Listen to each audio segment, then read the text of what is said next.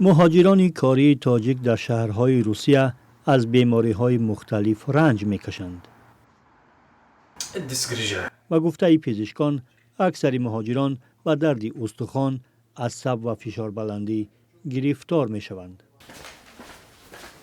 احسان حبیبوف مهاجری کاری است. بارکشانی می‌کند. او از کمردردی و درد استخوان گردن شکایت دارد.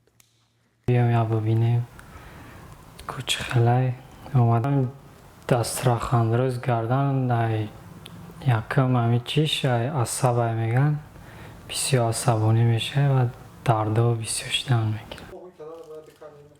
اتاق کاری بختیار ستاروف دکتری بیماری های استخوان در شهر مسکو.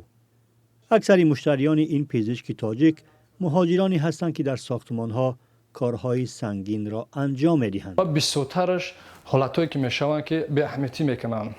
خیلی و کار نکنی نمیشه. کارشون بیاد وزمینن. بعد بیشتر حساب ستونمهره. این پزشک میگوید مهاجران مشکلی روانی نیز دارند. بعد بیشترش عصبانی و مثلا اصلا که پوچوشون بیشتر در میکنن میونشون در میکنن میون در لکه حسابی همه بیشترش استخوان روز.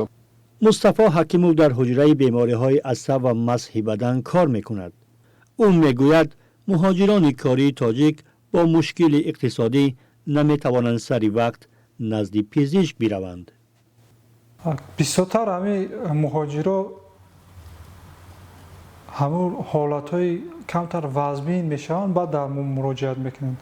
و همین درد اصلا در بدن آدم همین عصبانی زیاد مشکلی مقصد کاری وزمین همین چیز زیاد شدن میگیره. وقتی آدم روحانی آرام باشد به فکرم که یک گمجاش باید درد نکنه. آمار مهاجران تاجیک که هنگام کار در روسیه بیمار میشوند موجود نیست.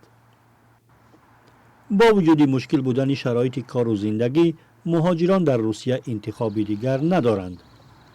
در تاجیکستان بیکاری مشکلی اساسی ساکنان است و اگر کار هم یافت شود، معاش ساکنان را قانع نمی کند.